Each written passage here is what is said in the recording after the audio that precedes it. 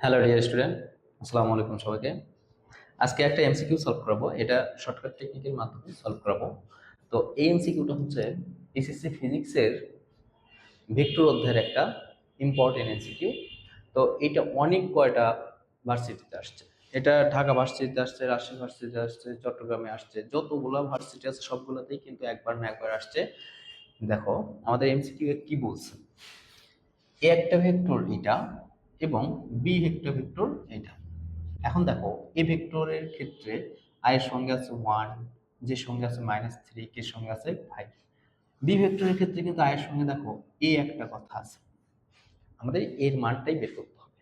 দেখো এ এর মান কত হলে ভেক্টর দুটি সমান্তরাল হবে।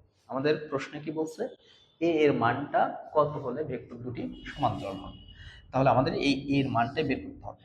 তুমি মনে রাখবা যে যদি এরকম ম্যাথ আসে সমান্তরাল হবে কথা আসে, তাহলে তুমি শর্টকাট টেকনিক যেটা ইউজ করবা, শর্টকাট টেকনিক ইউজ করবে এভাবে। দেখো এ আর বি ভেক্টর, দেখো তো আয়ের সহগ কত 1 লিখবা, এখানে আয়ের সহগ কত এ নিচে লিখবা ইকুয়াল, জের ক্ষেত্রে যে সহগ কত -3 উপরে লিখবা, এখানে কত 6। ম্যাথ সলভ হয়ে গেছে।